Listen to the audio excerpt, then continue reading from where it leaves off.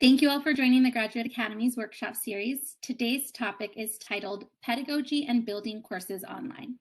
Joining us today are Christine Draper, instructional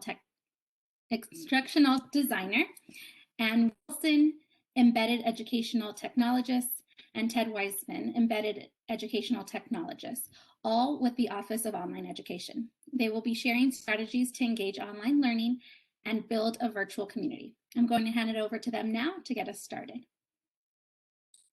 All right, thank you very much, Jessica. I'm going to go ahead and share my screen here. All right.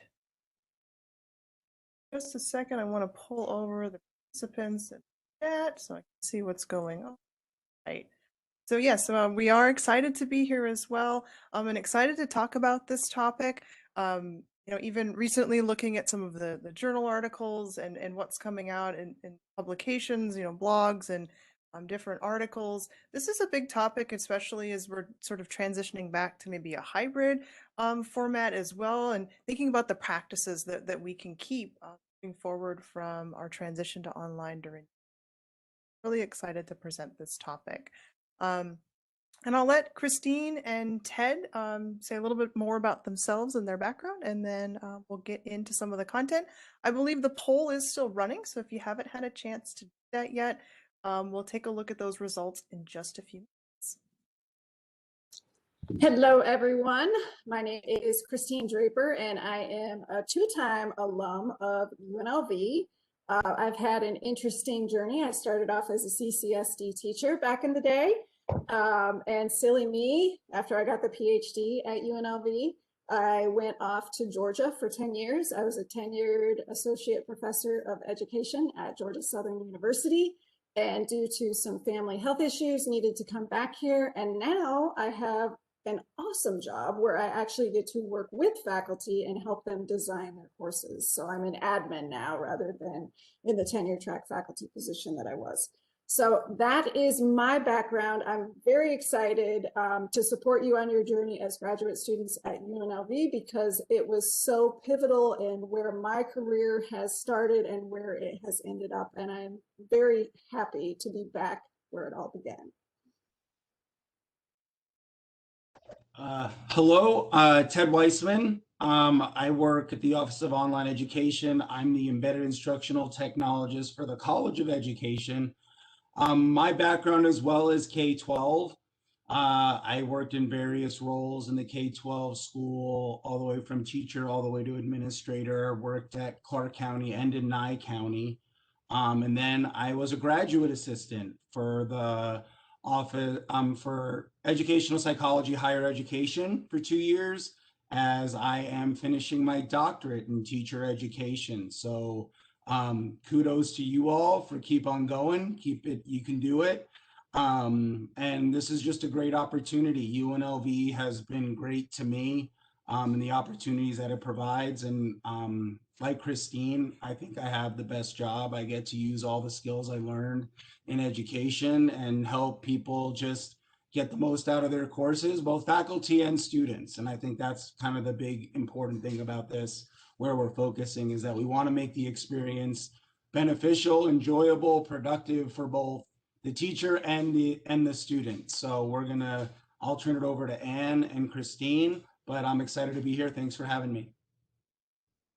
Yes, and I come from a K-12 background as well. I have my master's in curriculum and instruction, and routinely as an educator, I really try to utilize the technology that I had available to really bring science alive for my students and really think about the tools. What tools are they going to need when they go to high school, or they're in high school and they're taking this AP course? What tools are they going to need when they go to college and have to navigate this being expected that they understand how to use something like maybe Google Sheets or other educational technology tools or tools that help them understand science. So I always try to incorporate those, and I'm really excited to work with the OE team and support faculty and bringing meaningful technology to all classrooms, really. I'm really excited about this. And it looks like the poll is done, so we'll take a look at those results in just a second. But just a quick, overview of the Office of Online Education. We are here to support faculty and empower faculty, and that does include graduate students. So with the colleges that I support, the graduate assistants, sometimes will reach out about either technology issues or ways to use the features of Web Campus. So we are here to help. And if we don't necessarily know the answer, we will find somebody that does. So please reach out if you do have any questions about your courses or teaching or ways to use Web Campus. We are here as a resource. All right, so for the poll, we have a few questions here. So I felt a sense of belonging or connection in an online course. The assignments, discussions, and assessments supported a deeper understanding of the content and incorporated peer interaction. Instructors took care to organize, facilitate, and participate in the course to support learning. And we asked these questions because we wanted to know a little bit more about your experience, but we also wanted this to be kind of a jumping off point to discuss one of the outcomes for this session is to discuss strategies to build community. And all of these statements are related to building community within an online course and really bringing that educational experience together. So let me go ahead and see if I can show these poll results. Go ahead and apply. And it looks like we have a lot of sometimes going on here. So it's somewhat, kind of it depends on the course maybe. And I think these results are somewhat consistent with what surveys are finding about this transition to online learning at a large scale because of the pandemic, that there is some inconsistencies in how a course sort of feels, how students feel a sense of belonging. And so it's important to address these in order to think about the pedagogy of a course along with the, building community. All of these things kind of come together to build community within a course. So we'll take a deeper look at these, and based on your answers, you might want to start to kind of think and reflect right now, in your courses, what would you really like to tackle as far as maybe the sense of belonging or making assignments a little bit more meaningful, or even if you're instructing a course, how can you really demonstrate that you've taken the time to organize and facilitate and participate in a course? So kind of thinking about those as we move through some of this introductory content, and then we'll actually go into breakout rooms and try to come up with some strategies and talk about strategies that can help address each of these different areas. And we'll provide a little bit more context too on why we chose these particular questions. Forward. So again, our goals for today are to identify differences between in-person and online instruction, learn strategies to engage online learners and build a virtual community, and discuss the challenges of the online teaching and learning. And we really kind of focused on this discussion piece. Again, we'll be going into breakout rooms to really kind of tackle one of those statements that really kind of resonated with you, and learn those strategies that can help, and then share those out. So you'll get to see kind of a bigger picture as well, and leave with some resources that might be able to help you build that community in your. All right, so we kind of went over your experience, looking at how you felt in the course. We will move into online course considerations, so thinking about what are the differences, and then we'll take a kind of a look at the community of inquiry model for creating online courses and building online community. Then we'll head into our breakout rooms, and then we'll have some time to share out what we've kind of come up with in our breakout rooms, and then hopefully some time for questions and answers. But again, like Jessica stated, use the chat for Q&A as well as we move through the session. And then if we don't get to your questions, please feel free to reach out, and we will try to answer those either at the end of the session, or we can certainly email, talk about these questions later as well. So don't be afraid to reach out or ask questions. All right, so thinking about online pedagogy and in-person pedagogy. And there, looking at the survey results, there was kind of that, sometimes you feel a sense of belonging, sometimes you don't. Each of those statements really relates to the outcomes of a course as well. So students that feel that they have a sense of belonging within a course, those courses tend to have better feedback. They also have better student outcomes. So those types of statements, those ideas are also related to student satisfaction. And I think sometimes is, up in the air. It's a 50-50. So one class might be good, one class might be bad. And we really want to make that a little bit more consistent across our courses. We don't, the whole experience, we want students to come away with, man, that was just a great experience for this program. And to do that, we do have to make specific considerations and think about those differences between online teaching and face-to-face teaching. So there are many considerations. I mean, you could think about the technical side of online teaching. You're going to inevitably be using a lot more technology. There are maybe some other considerations as far as accessibility, but we really wanted to drill down to maybe what could be the most sort of meaningful and impactful as you're maybe going into a course or you're thinking about teaching yourself. What are some of the really key things to think about? And the first thing is time. So there's a huge shift in time when we're thinking about an online course. And we'll talk a little bit more about that in a second, along with presence. So how is the instructor showing up? How are students showing up and interacting within a course? All of this changes within an online course. And it does start with, kind of the time and the consideration and thinking about how you're accessing the course and how students are accessing the course. So in a face-to-face environment, you have a room, have a set time, students come in, they come out, and that's usually it. Maybe they submit a test to you or an assignment of some sort, maybe in class, but a lot of the interaction happens, Tuesday from 1 to 3 or something like that. And beyond that, it's maybe email. But in the online environment, students can log into Canvas at any time. If they're expected to be there at a specific time, that's when we get into these course designations and the importance of understanding, what that designation is and how students are going to access your course.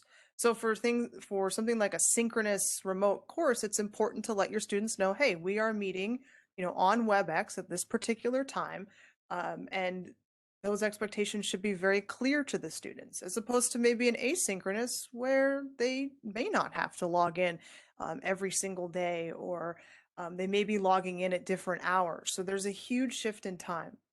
These are the course designations for spring 2021. These may change, but I would encourage you as you take on a course or look at a course, be aware of the course designation and work to provide the expectation of when students should log in, giving them those clear expectations and guidelines for what this type of course means and how they're expected to interact within the course, because again, everything is shifted. And one of the sort of common, I guess, line items when you look at some of the research that's out there about the shift to online learning is that a lot of students are having a hard time managing their time. They're having a hard time motivating themselves to be in a course.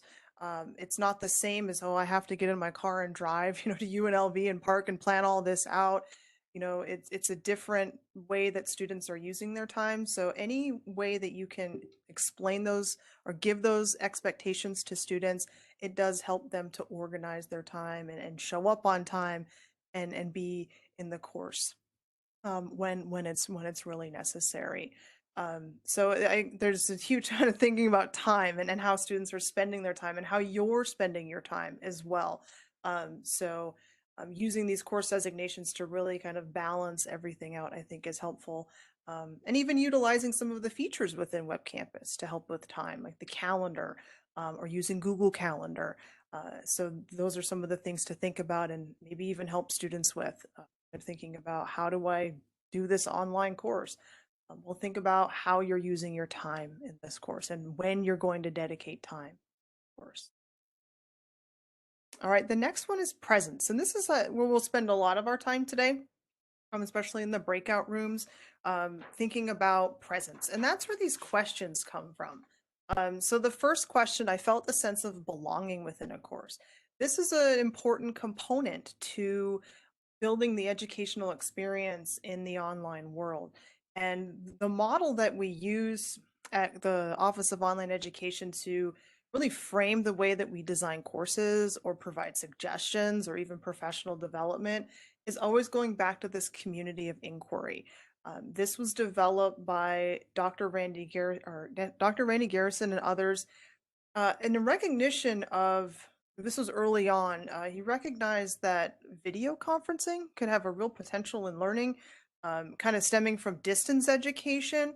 But he also realized that, it's different. You have to really be intentional about the way that you structured this learning environment in order to ensure that there is a full educational experience, and some of the important face-to-face components are still met. So when a face-to-face environment, the social presence, I think, is a little bit easier. You're in the classroom, you can raise your hand. You're there physically to interact with other students. In the online environment, we have to be really intentional about that. So asking if your students, feel a sense of belonging, to get an idea of whether or not they feel that way can start to drive, hey, maybe I need to incorporate more discussions or more opportunities to interact either with peers or with the instructor yourself. The other part of this is cognitive presence. So this is the other building block of this framework. And this goes to the question of, do the assignments and discussions really, provide meaningful reflection and deeper learning? And are you really engaged with your peers in some way to collaborate and inquire and discuss about the information that you're learning? So kind of asking that question sort of gets to this idea of cognitive presence. Is this built into the course when you're thinking about teaching, learning? Are you building these types of interactions into the course? And I guess the final circle, but maybe the most important circle, is actually teaching presence. So that's the last question on that survey about, did you feel that, your instructor took the time and the care to design and participate in the course? This has a huge impact on student outcomes. So the more that an instructor is present in the course, so they're able to provide feedback in a timely manner, or they're maybe interacting in the discussion boards, has a huge impact on student satisfaction, along with whether or not students feel like they've learned in a course. So we'll talk about strategies today to address each of these presences. We'll also go a little bit more in detail into what they are. So this is kind of a preview. Christine will kind of go into a little bit more of the definitions. But also, thinking about the way that you answered the survey, along with kind of a little preview here about, how online learning is a little bit different. This can drive, what breakout room you go into. So if you're really thinking, man, I need more interaction in my course, maybe social presence, you can join that breakout group. If you're thinking, man, these assignments we need to bring these up another level, higher order thinking. Cognitive presence might be your group. Or teaching presence, you want to, how do I become more interactive in my course? How do I become more present in my course to help out students? Maybe that will be your breakout room. But when we think about the differences between face-to-face and online, the two big things that stand out are time. Again, time is shifted, and expectations of time need to really be explained to students. It seems sort of odd, but it's a different environment with a different way to interact, and so those expectations need to be really clear.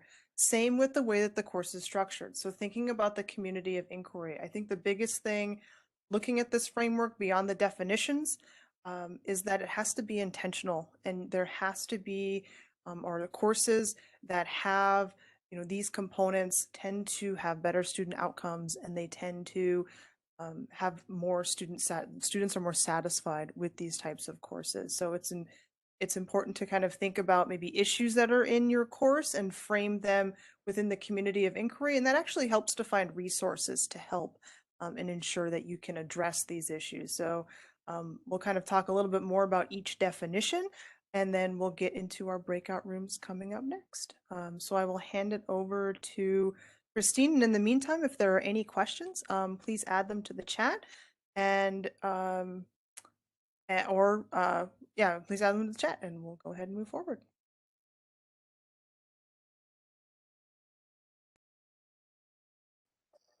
Hello, everyone. You should be seeing a big old red screen that says COI Online Pedagogy. I am hoping that you are seeing that. If not, let me know. So as I mentioned, Christine here, and one of the big issues with online learning is that students really feel like, and even instructors often feel like, is there anybody really there? Is anybody actually paying attention to the work I'm submitting? You know, is there that presence? And so using a framework like COI to help with your online pedagogy really can ensure that online learning has those powerful components, especially with reflection, because it's so hard to do that in these online courses. Evidence-based models like COI have been shown, as Anne mentioned, to improve engagement, satisfaction, and comprehension in online courses. So we're going to get into each of the presences, because the whole idea is using COI is going to help you to utilize the technology properly so that you can engage your students, or that so that you can be engaged in a course that utilizes this community of inquiry. So the social presence is really that degree where your learners feel socially and emotionally connected, especially in that online environment. It's that ability of participants to identify with the community and communicate purposefully in this trusting environment, and to develop interpersonal relationships as well. The whole notion is that there really needs to be trust, communication, and group cohesion. Because when it boils down to it, your students are going to learn better. You as a student would learn better too if you feel like you are part of that community. And of course, as a student, you want to know that your instructor wants you to succeed. So that is why that is so important, that social presence. Teaching presence is it's, you know, making sure that there's those high level of engagement. And this actually leads to higher levels of student achievement, greater likelihood of graduation, and deeper satisfaction. Because as an instructor, of course, you not only want your students to complete your course successfully, as a student, you not only want to complete the course successfully, but you want that ultimate goal to graduate and to take that degree and move into your intended field. So we need to look at the teaching presence through COI, and that's really the design, facilitation, and direction of cognitive and social processes for personally meaningful as well as educationally worthwhile learning outcomes. It's really the glue that holds that course together, because students are going to build that community and they're also going to share that understanding.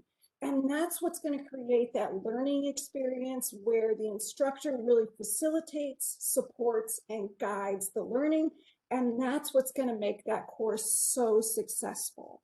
So that's why teaching presence is so important. Cognitive presence is the whole idea of where students are really applying that learning, where they're really thinking and moving beyond just those early stages of learning. So it's really understanding the concepts. It's the extent to which learners are able to construct and confirm meaning through sustained reflection and discourse. And this is really where you look at the core learning and the approach of the course itself. And you also build in those experiences for inquiry where they can connect to new ideas, where you're injecting knowledge from those diverse sources. And so you're finding ways that they can cognitively interact with that material. It boils down to this: through using this community of inquiry, when teaching online courses, if you use an evidence-based strategy like this, framework like this, it can, as we mentioned, it can really help improve engagement, satisfaction, as well as comprehension. And that's exactly what we want, not only in a face-to-face course, but in an online course.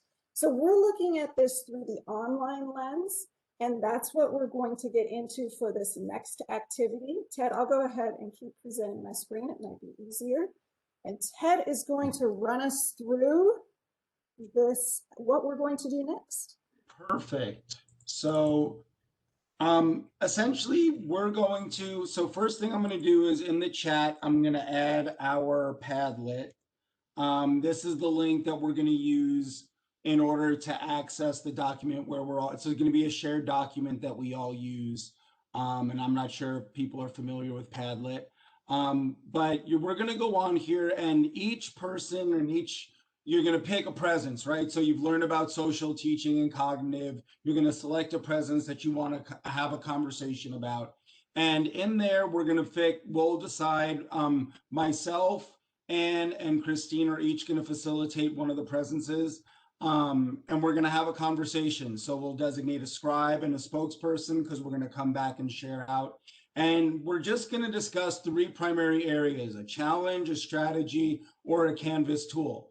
Guess what? It's okay if you're not sure. That's what the conversation is about, right? And that's why we're here to help facilitate it.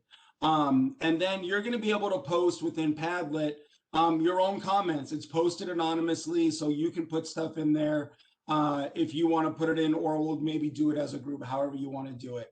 And this slide shows where you kind of click on in the bottom right-hand corner. And you can add other things to it, but really the most important thing I'm going to say is this is an opportunity to kind of express where you're at. And we're here to facilitate a discussion about what your experiences are with these type of presences and how you want to see them either increase, improve, get a resource, and just kind of guide that conversation. That's really what this is about. Because I think you got a lot of information and it's a lot of stuff that we want to also just kind of bring it back to what's relevant to you, because we all have different experiences, and that spans majors and focuses and things like that. So if you just click on that Padlet, we'll go into the breakout rooms. You'll be able to select which breakout room you want to go into. And I think Jessica will help us facilitate that. And that's about it. Yeah, so I will open up the breakout rooms now. You each will be able to select. What we'll do is breakout room 1 will be social, breakout room 2 will be cognitive, and breakout room 3 will be presence. And I'll be sure to type that in the chat as well. And Anne, Christine, and Ted, were there a specific order? Do we want to just go in the speaking order as well?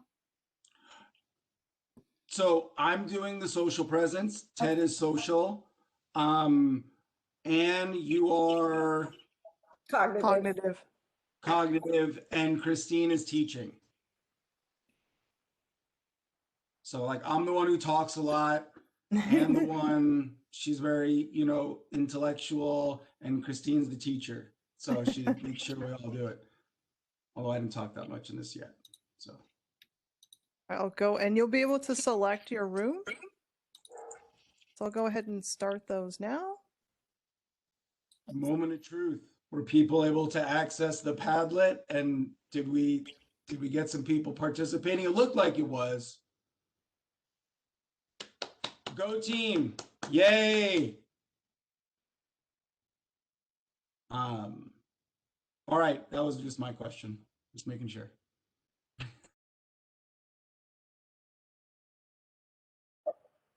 So I figure we'll start, because teaching is always first and foremost, oftentimes in our minds. So as far as our teaching presence group, we found that many of us teaching, or even being students ourselves, experience the same type of issues and challenges, in that we provide all this detailed feedback and then we aren't sure if students are even actually reading it, which can be very frustrating. One of our group members found that if they provided feedback and some summarization first, that they found that their students engaged much better in discussions. So giving that little bit of feedback, that little bit of summarization ahead of time can enhance discussions big time. One of the tools we talked about in Canvas that can really support you as an instructor, if you're the instructor of the course, is just utilizing the message students who function. And if you're not sure about that, it is a game changer for me as an instructor in courses.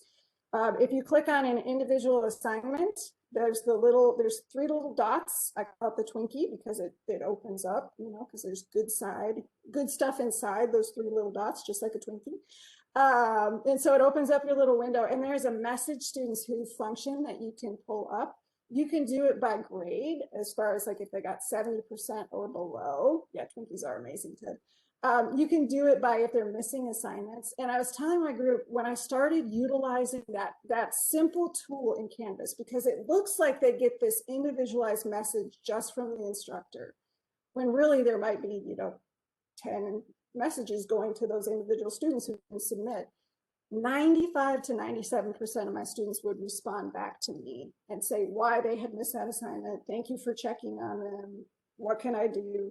So a simple tool like that can really help improve your teaching presence. So that was our group. I just wanted to throw that out there.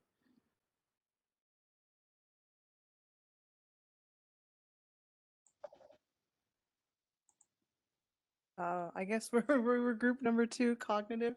And it was a mix. It was a mix of both cognitive and maybe that social presence. So not only getting students to work and think and interact at a higher level, but just that interaction to begin with. So cognitive does have the two pieces that go along with it. And so one of the things that we discussed was, how do you balance, a 1 credit course, but still getting that higher order thinking and getting students to engage in the content. And one of the suggestions was groups. So using the group feature within Web Campus to not only bring the course size, or at least the group size down. So instead of talking to 20 people, a student might only be interacting with 5 people within their group page within Web Campus, where they can ask questions or interact. It can be really low stakes with Web Campus groups. But it also gives you the opportunity as an instructor to start to assign group types of work, if that's what you're thinking about as far as interaction. And group work can really start to elevate the cognitive, or those DOK levels, or the Bloom's taxonomy levels, going from just knowing something to applying something. Groups really help to facilitate that type of movement. It does, there are some questions about whether you can do that in an asynchronous course. There are instructors that teach asynchronous courses that still do group work. So there are ways that you can incorporate it even into an asynchronous course. And the other sort of challenge that's in this online space is making sure that students answer with, higher order thinking, and they answer in a way that furthers a conversation and a discussion. And one of the resources that was discussed was rubrics. So using the rubrics within Web Campus and attaching them to everything. Not just one discussion, you can easily attach it to every discussion. You build one in your course and you can attach it to multiple assignments. So it's good to be consistent in your rubrics. So for example, essay rubrics are similar, discussion rubrics are similar, but you can create them and use them over and over again. And students have those expectations right there. And then for you as an instructor in SpeedGrader, you can click on the feedback and you can type a little additional feedback, and you're providing that personalization as well for student learning. So the 2 tools that came out of our discussion were groups and rubrics. And so for social presence, the 2 challenges we talked about were the idea of obviously a lack of belonging or connection because we're in this online environment, and how much we take for granted being in our own little boxes, right? Where previously, you had conversations, you interacted with people, you made eye contact, you were in proximity, and all those things. And, one of the strategies that we talked about was low stakes access. And, Anne talked about this briefly, but not everything has to be about content, right? You can ask people about a TV show they're watching, or when you do an introduction, do you have a pet? Like things like that, where you humanize not only yourself, but also the people that are in there. So people have different access points, and there's no accountability, because me deciding to watch Ted Lasso doesn't make me a better person than someone who wants to watch Bridgerton. And I haven't watched Bridgerton, but I have watched Ted Lasso. But the point is that the content, it makes it so people can access. And, you have to create those. So the tool is you have to be deliberate in creating those opportunities. So what was shared was there's a weekly announcement that goes out. And in that announcement, and if you didn't know this, you can change the functionality of announcements where you can add student replies. So the Monday announcement is a question about what TV show are you binging, or what are you cooking for dinner, or whatever. And that is just a way of increasing that engagement, creating that community.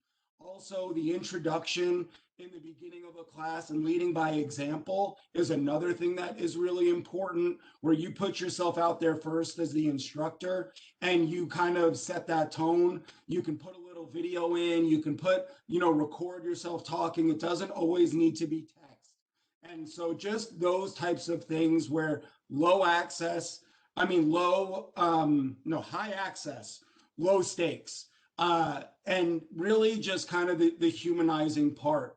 And that really is, and you have to make those opportunities. And the more consistent you are with doing that, and you provide feedback on what students are saying, so they know that you're actually reading the posts, right? Oh, I watched that too, or oh, I haven't done that.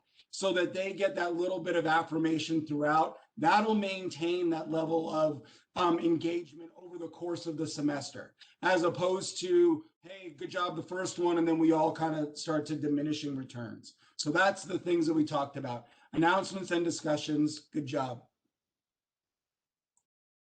And I'll just make one note about announcements. So Canvas, the people that make Web Campus, they have a certified educator program, and being part of that, I kind of see what tips and tricks they use. And they actually, part of your interaction, you have to go into that announcement and leave a comment. That's like the way that they're checking in. So they're making it so you have to read it, and they're also making it so that you they put something in there where you have to respond. And I think that's really great, and kind of echoes what Ted said there about the way that you can use announcements.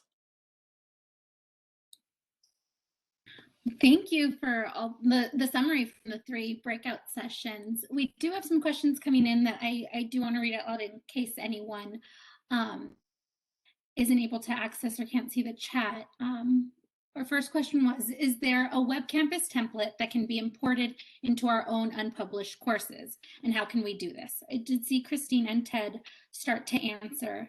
If you want to share out loud your responses. And I can share my screen really quickly just to show kind of what resources are available. So I'm in my Web Campus dashboard here. If I click on comments on the left side, it opens up a Pandora's box of resources. And if you type in OE template into the search, let's see if we can find maybe the UNLV on there. UNLV. You will see some of the templates that are available, and some of them are even school specific. So you might want to check to see if your school or department actually created a template. A lot of schools and departments are sort of heading that way to create some consistency in their online courses, but there are templates available. And then to import them, you can just click on this. You click import and download, and then you can see all my courses here. You can pick the course that it will go into, and provides that great framework to begin to build your courses. And if you don't have one now, request a Sandbox course so that you can always play in the course, putting these types of things in there, creating things. I have probably 5 different Sandbox courses right now, so always have a Sandbox course. And I will just get a little comment I'll add on to that as well. As someone who was a GA, I had content that was imported because we all taught like COE 202 and there were 15 sections. So just make sure you're getting the base content from wherever you need to and whatever template, so that there's that consistency within a course, especially if you're multiple sections and they want to make sure the look and feel is the same. And then as you're adding things, just make sure, like Christine said, publish, not publish, making sure that things are, you go through things before you put it out there for everybody to see. But there are a lot of resources for sure. All right, and another question we have, just scrolled up.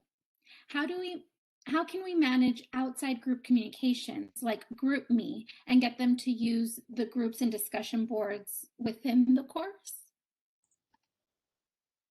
So I'll start with this, and I think Anne can piggyback on. You need to set ground rules about what it means to communicate outside of the course. We know that students are communicating, but if you're gonna request some sort of facilitation or people getting together in groups outside, you need to be very clear about what is expected. Is there tasks? Are there roles? Is there an accountability measure built into the course, where you can use the groups part of the course and have them post what they're saying? Also, potentially having, and there's documents that we can provide as well, or we use how we do like peer review, or where people kind of you have to just make sure that measures are in place, right? That's all I can say. There's rules of engagement, and a variety of resources to be used. But if you're going to have people getting together, you just have to be able to hold them accountable for what they say there, and have there be an expectation that they're going to report back what they do. And that stuff needs to also be created in Canvas as well. So that would be one thing. And I know, you've done a lot of background on this stuff as well. It might also be what they're communicating about. So if they're, sometimes it's okay with the groups to say, hey, if you're doing a group project, find a way that works for you. I know that GSC 100 does that. So they do have them in groups, but they are expected, like Ted said, to report back in that formal discussion board. So they might meet on Google Meet, but they are required. There is a requirement in there that says, hey, you need to post what you're actually doing in that formal discussion board. I know that I've heard of one issue where students kind of started to make their own discussion boards within the Canvas course, and the instructor didn't know. That's at the course settings, and depending on your permissions, that might be something you can select or not select. So you might want to, within your courses, you can go into the settings and look at whether or not students can create discussions. So that's within that course setting. So we're kind of close on time, so I won't demonstrate it now. We'll try to send out the resources related to that. But I think Ted's point to expectations is really important. Well, thank you so much, Dr. Draper, Anne, and Ted, for sharing your time, your expertise, your enthusiasm with us today and answering our questions. Thank you to all of our participants for joining us, for engaging in the breakout session. I did quickly drop in the chat before you log off, if you could take a pair of minutes and fill out a short workshop feedback survey. It really helps us improve the workshops that we create and provide to our Grad Rebel community. I hope everyone has a great rest of your day, and thank you again. Thank you. Thank you.